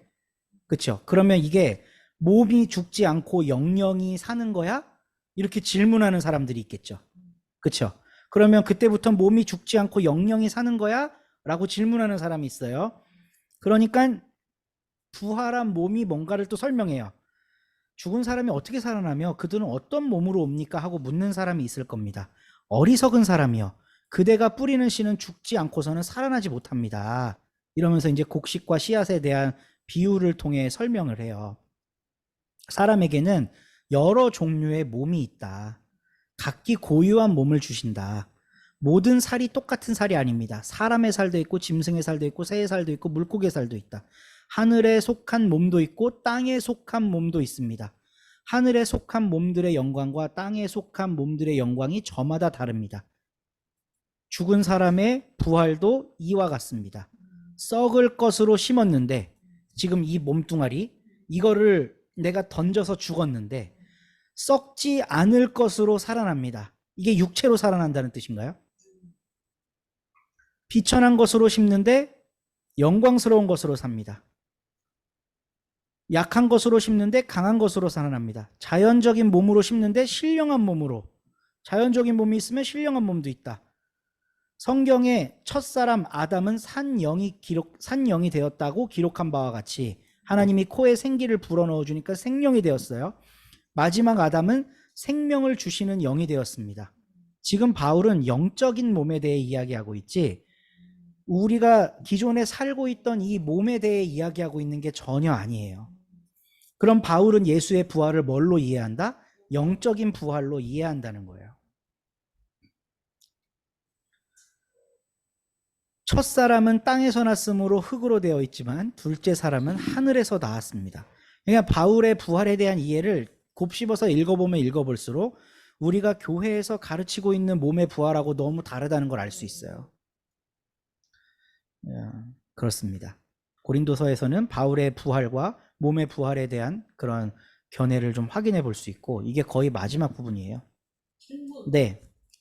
그러니까 저는 그 지식이 얕아서 딱 순간 떠오른 그 의문이, 그 막달라 마리아랑 여자들이 막 기급을 하고 뛰어나가잖아요. 천사가 앉아 있어서 네. 무덤에 돌을 굴린 다음에, 그러면 그 천사가 그분은 여기 계시지 않다라고 했을 때 그 여자분들은 실제 예수님을 육신으로 보지 않고 그냥 살아나셨다고 고함 지르고 나간 게 되는 건가요?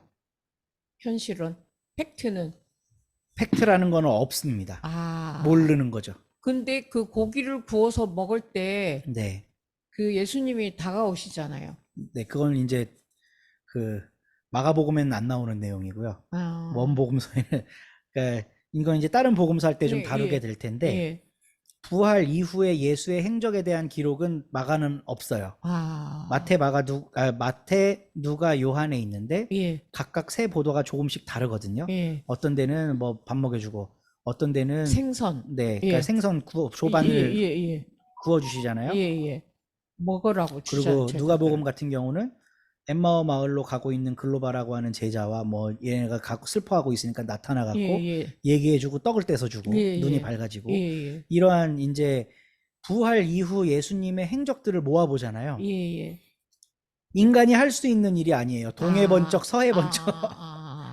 그러니까 우리가 물론 신화적인 요소가 가미된 거. 가미 정도가 아니라 음. 그냥 대놓고 신화죠. 제가 볼 때. 허구. 네.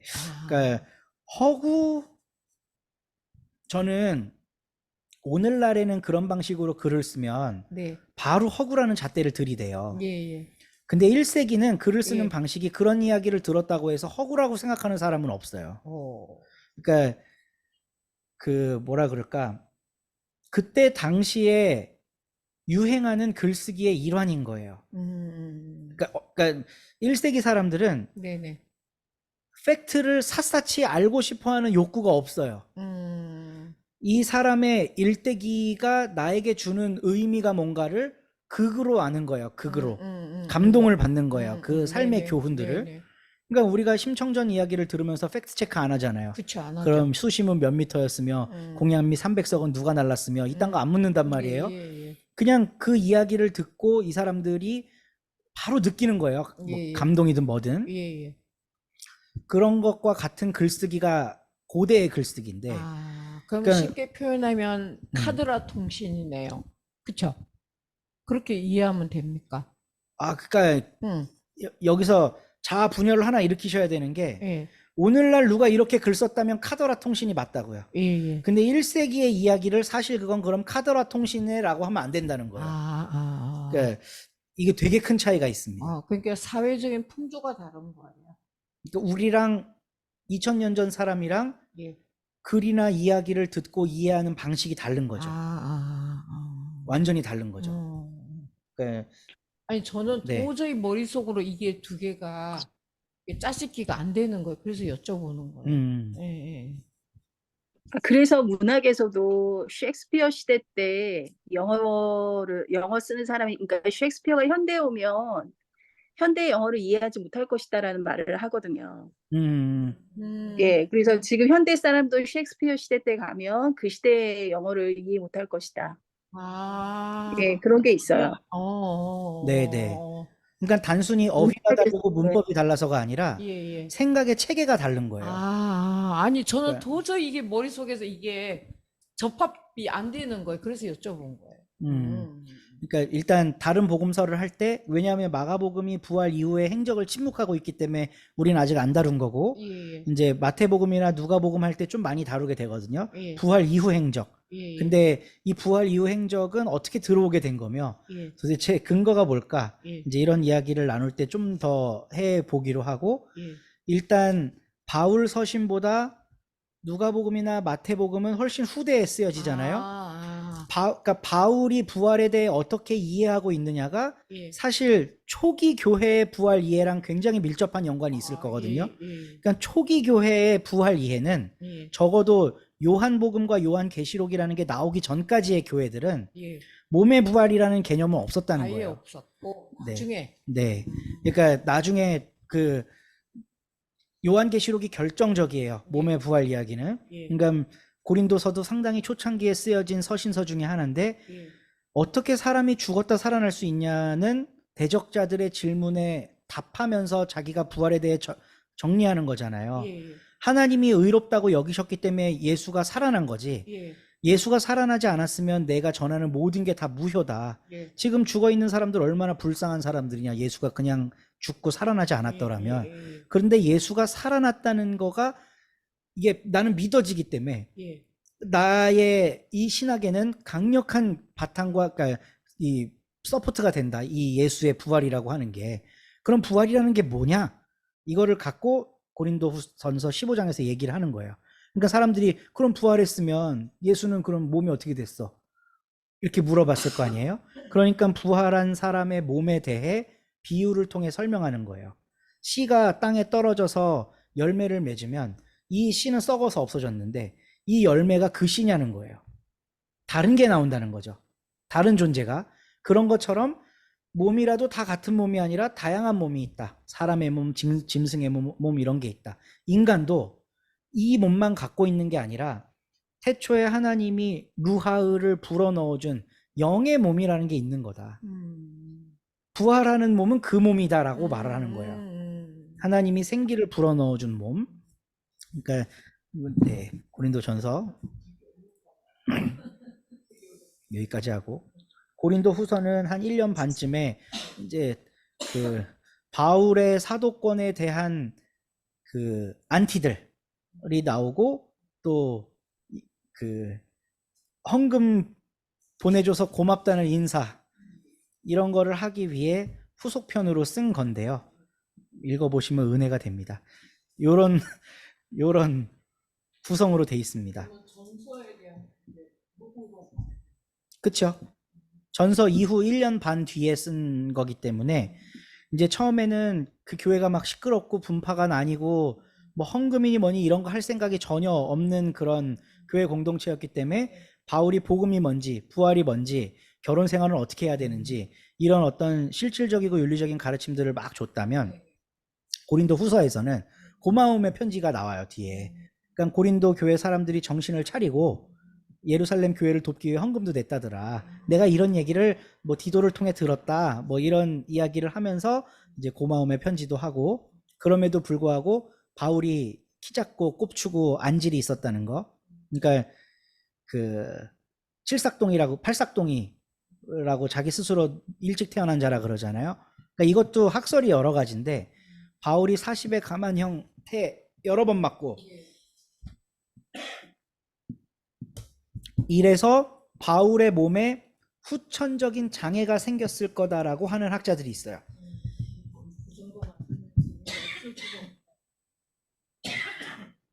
그리고 바울이 이런 얘기 하잖아요.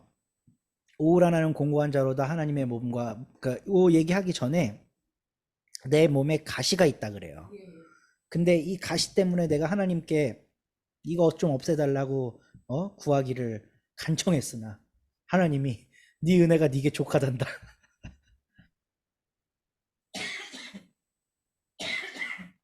이때 이 몸의 가시가 뭘까?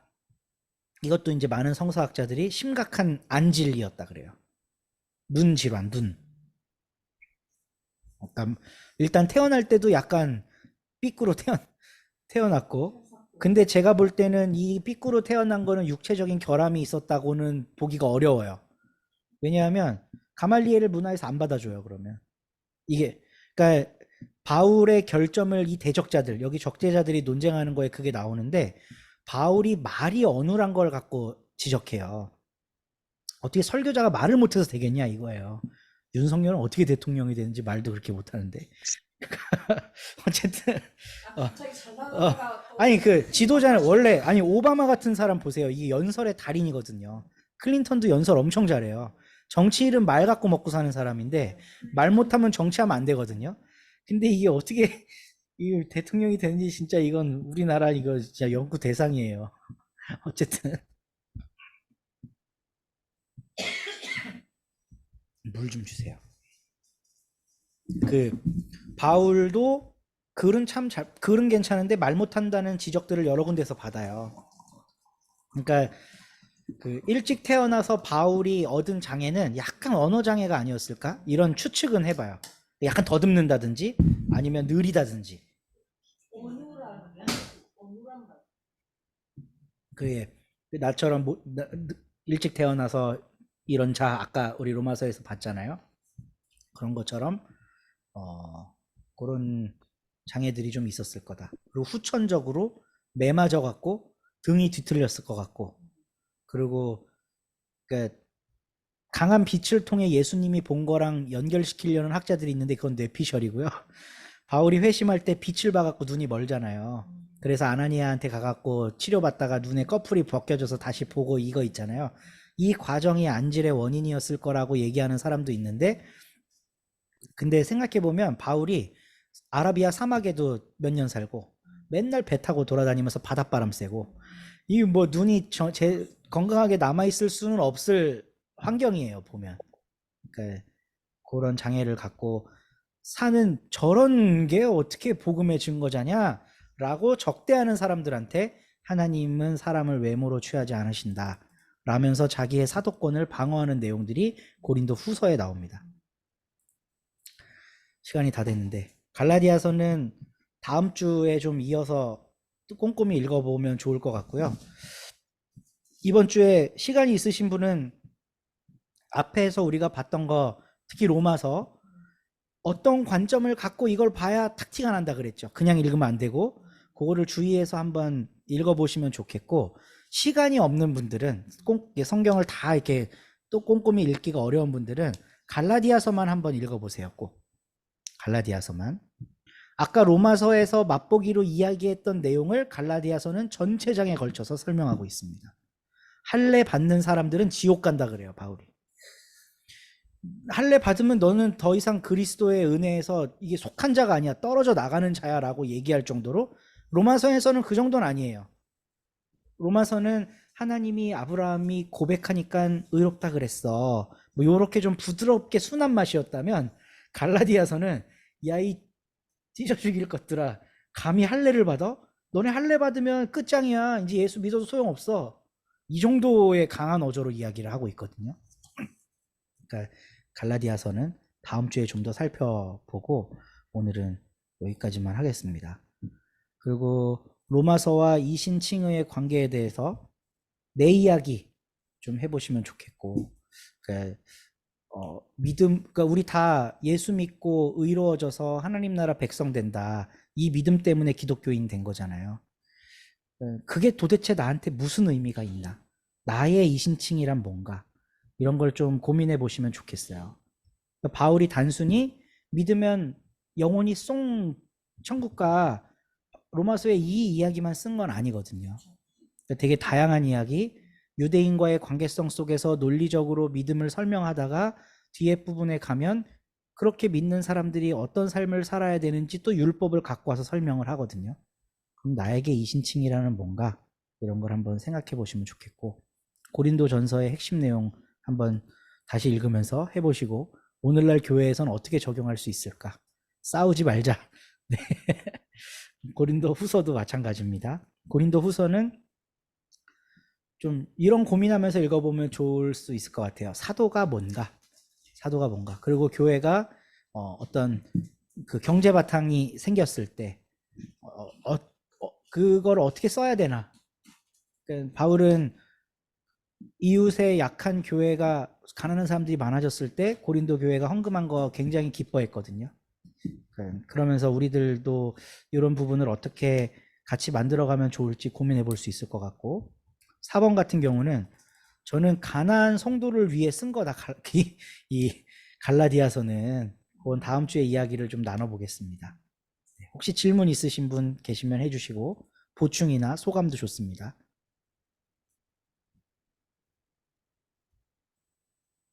네, 말씀하세요. 목사님, 이 성경 공부를 할 때 한 과목씩, 한 과목이라 해야 되나? 한꺼번에 로마서, 고린도 막 다 하지 말고 네, 한 개씩 할까요? 좀 나눠서 하면 어때요? 어, 목표하시는 바가 있나요? 아니 저희 오래 하게 따라가기가 그냥, 좀, 아니, 따라가기가 좀 어렵네요. 네네. 아니 그러니까 그렇지 않아요? 이런 의견을 주시면 좋습니다. 저는. 저도 동감입니다. 용 대장님, 저도 그걸 느끼고 있어요. 너무 벅차요. 너무 소화하기가 어려워요. 벅차서. 이 로마서 이 부분은 뭔 조금 소리, 누가 조금씩 읽어도 뭔 소리인지 모르겠더라고. 소화시키는 우리가 이제 그 작년에는 1년 동안 요한만 읽었어요. 그러니까 한 장도 빼지 않고 다 읽으면서 공부를 했거든요. 그게 얻는 영적 유익이 있어요. 물론 방법도 좋을 것 같아요. 물론 그렇게 한다고 요한을 다 알게 되는 건 아니지만, 그래서 요번에는, 그러니까 전에 한번 이수진 집사님이 잠깐 그 의견도 주셨던 건데, 신구약을 개론처럼 한번 쫙 하고 해보면 어떨까.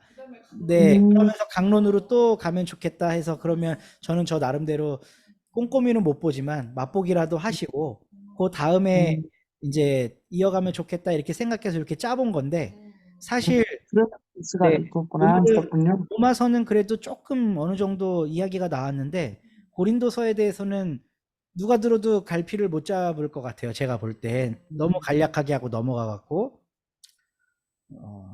그러면 용 고민을 대장님, 해보겠습니다. 그냥 네, 네. 그러니까 개론을 쫙 하시고 그다음에 음. 갑론을 또 하면 어떨까요? 그것도 괜찮을 것 같아요. 이제 저도 목사님 진행하시는 게 그러려고 하시나 보다라고 생각은 했거든요. 예, 예, 라고 생각을 했는데, 이게 예. 어렵죠. 어려운 성경의 벅차고 부분들은 이제 어렵고 벅차요. 맞아요. 좀 천천히 예, 가더라도 그래 예, 보면 예, 예. 어떨까. 아이, 저도 좋습니다. 그래요. 이런 예. 의견 이심전심이라고 목사님 무슨 뜻인 줄 알죠? 이렇게 하고 전체적으로 얽고 이제 저 부분으로 들어가시려는가 보다 생각했죠. 예. 네. 지금 생각해보면 신학교 때 개론 수업 어떻게 들었나 싶어요. 하나도 이해 안 됐는데 그냥 한 학기 때운 거죠. 제가 그걸 여기서 지금 되풀이하고 있다는 생각이 드니까 좀 약간 자괴감이 들긴 합니다. 이게 또 길어지겠는데, 저는 요즘에 저희 교회 목사님께서 이제 일교적 목사님께서 천국에 대한 말씀 많이 하시는데, 예전에는 저런 말 안 했는데, 왜 저렇게 내가 받아들이기에는 내세에 대한 천국으로 느껴지거든요. 왜 저런 말씀을 하지? 목사님 많이 늙었나? 그런 생각을 제가 좀 이제 갈 데가 했거든요. 4세밖에 없으니까. 저 생각이겠죠, 제 생각. 내가 문제인가? 왜 이렇게 받아들여지지? 오늘도 이제 그렇게 생각을 했는데, 좀 많이, 저는 삶이 그렇더라고요. 고달파면 내세를 많이 음, 이야기하게 되는 것 같아요. 그러니까 묘하게 그러신 것 같아요. 한국 사회에서 사실 내세가 가장 강조되던 시기가 1920, 30년대였습니다. 우리 교회 역사에서. 왜냐하면 현세에서는 이게 바뀔 가능성이 전혀 안 보이는 거예요. 뭐 예수님이 다시 와갖고 통치한다고 그 천황과 저걸 이길 것 같지가 않은 거죠. 예수님도 오면 똑같이 죽을 것 같은 상황이니까 그때 가장 활발하게 진행되던 사역이 그 신비주의 운동, 이용도 목사라고 감리교 목사인데 1920년대부터는 한국 교회에 그 신비주의가 엄청 싹 터요. 내세 강조. 네. 이 목사님 스타일이 안 그랬었거든요. 근데 어느 순간부터 좀 달라지신 느낌인데, 제가 그렇게 받아들이는 것 같죠. 사실 수준이 너무 높아졌나? 기장교회가 내세를 강조한다는 건 저한테는 되게 언밸런스하게 느껴집니다. 왜냐하면 보통은 7, 80년대 민주화 운동을 이끌었던 교단인데 이제 사회 참여와 이 세상에 임재하는 하나님 나라에 대한 신학이 훨씬 더 강하게 발달했거든요. 그러니까 이제 근데 기장도 요새 많이 변했더라고요. 목사님에 따라 다르니까요. 또 어쨌든 제 느낌이 그래요, 제가. 우리 한예은 집사님은 어떠셨습니까? 좀 너무 빠른가요? 천천히 할까요? 아니요. 먼저 목사님 계획하신 대로요. 저도 용용하 집사님 이렇게 질문이 해주셔서 너무 감사드리고, 이렇게 믿음 깊고 성경 공부 해보신 분들이 이러면 저는 어쩌겠습니까? 저는 무슨 말인지 하나도 모르겠고요. 그냥 해라는 것만 급급하게 지금 열심히 메모하면서 이거 하라고 다음 주에 오케이 이거 발표 알겠어 그것만 지금 접수하고 지금 근데 유익함은 있어요. 전반적으로 솔직히 교회 다니면서 조각조각 들어봤던 거잖아요. 그리고 이제 성경 공부는 제가 이제 성인이 되고 나서는 의식적으로 좀 피했던 것 같아요. 왜냐면 저는 성경 공부 이렇게 하는 게 별로 안 좋았거든요. 저는 싫었어요. 그냥 밖에서 뛰노는 게 좋고 그냥 청년들과 사교하고 이러는 게 좋았었거든요. 근데 아무튼 목사님 계획하신 바대로 뭐 다른 집사님들께서 원하신다면 저는 그냥 따를 거고요. 저는 거의 처음 하는 거나 믿음은 오랫동안 믿음 생활을 해야 하는데 성경 공부는 솔직히 깊지가 않아요. 그래서 어느 걸 들어도 잘 모르겠긴 해요. 근데 이끌어 주신 대로 겸손하시구나. 어느 걸 들어도 저는 못 알아들을 것 같긴 한데 아무튼 그래도 제 따라가 보려고 아까 전에 말씀하실 때 간혹 뭐 셰익스피어 얘기나 뭐 이렇게 같이 첨부하면서 네, 그게 엄청 도움 되었어요. 그 포인트가 도움이 많이 되었다고요. 네, 우리가 조선시대 때 말을 우리가 조선시대에 가면 못 알아듣듯이 제가 그 수능을 하다 보니까 거기에 그런 게 나와요. 웃기죠? 네, 수능 지문에 그런 게 나오거든요. 셰익스피어가 만약에 20세기에 온다면 진짜 알아들을까? 뭐 이런 구문이 나와요. 그래서 그렇구나. 또 거기서 이제 그러니까는 그 사도 바울 시대 때도 그랬지 않았을까 이런 생각이 목사님 아까 말씀하시는데 그게 그렇게 문학하고도 또 연관이 되는구나 이렇게 생각이 되더라고요. 아무래도 문학하시는 분들이 성경을 많이 카피하고 하니까 네, 음, 네 저는 뭐든 적극적으로 참여할 아이고, 의사니까요. 네, 네, 네, 네, 좋습니다. 네. 우리 이수진 집사님은 질문 있으시면. 아니요, 질문은 없고요. 그냥 지금 말씀하신 대로 저도 평생 공부하면서 하도 저 혼자, 저는 저희 독학 스타일로 많이 공부를 했던 스타일이라 쪄맞추지를 못하겠는 거예요. 그러니까 뭐 질문하시면 대답은 할 줄 아는데 이게 여기랑 연결되는지 저기랑 연결되는지 근데 그냥 모르겠어요. 저는 제가 이렇게 한자 했던 사람이니까 저는 이 공부가 저한테는 지금 솔직히 되게 좋거든요. 그러니까 왜냐면 이게 이렇게 막 낱개가 성경 공부를 해도 실은 맥락을 말씀하시면 맥락을 모르면 이게 막 떠다니는 솔직히 그래 워낙 방대하니까 정말 저는 많이 그랬어요.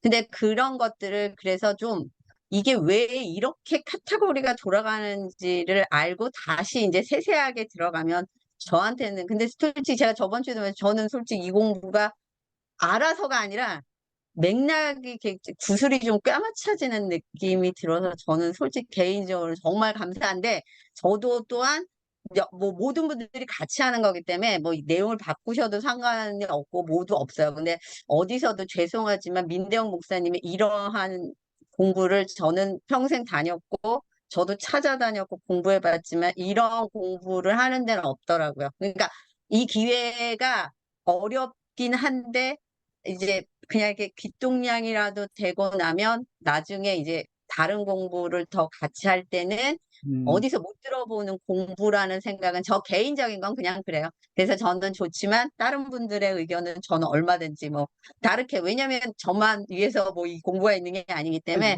다른 분들이 원하는 시기 있으시면 언제든지 근데 저는 개인적으로 그냥 만족을 한다는 그냥 그렇게만 말씀을 일단은 저는 드리겠습니다. 예. 우리 지난주에 주정선 집사님하고 통화를 하는데 뭔가 뭐가 이렇게 문제가 잘 해결된 거예요. 그래서 요즘에 성경 공부를 해서 똑똑해져서 잘 된 것 같다고. 어, 제가 성경에 대해서 되게 무식하다는 게 이렇게 드러나잖아요. 이번 성경 공부를 통해서. 그러니까 그 이수진 집사님처럼 막 이렇게 구슬이 서말인데 꿰야 보배가 되듯이 지금 꿰고 계시잖아요. 근데 저는 보배 수준도 아직 안 되는 거예요. 안 되는데 이렇게 생각하시면 돼요. 뭔가 이렇게 어슴어슴 아슴아슴 이렇게 굉장히 흐릿하게 보였던 게 좀 또렷하게 보이는 수준이에요. 저는. 이해하시죠? 그래서 그 똑똑해졌다는 말을 저도 모르게 하게 된 거예요. 그러니까 흐미하게 또렷하게 좀 보이는 수준이에요, 저는. 꿰지는 보배까지는 아직 아니에요. 네. 신 집사님도 한 말씀. 저도 뭐 이렇게 그러니까 숙제를 막 이거 뭐 예습 복습을 막 해야 되는 입장이면 해야 되겠지만 그럼 굉장히 양이 많아서 힘든데요.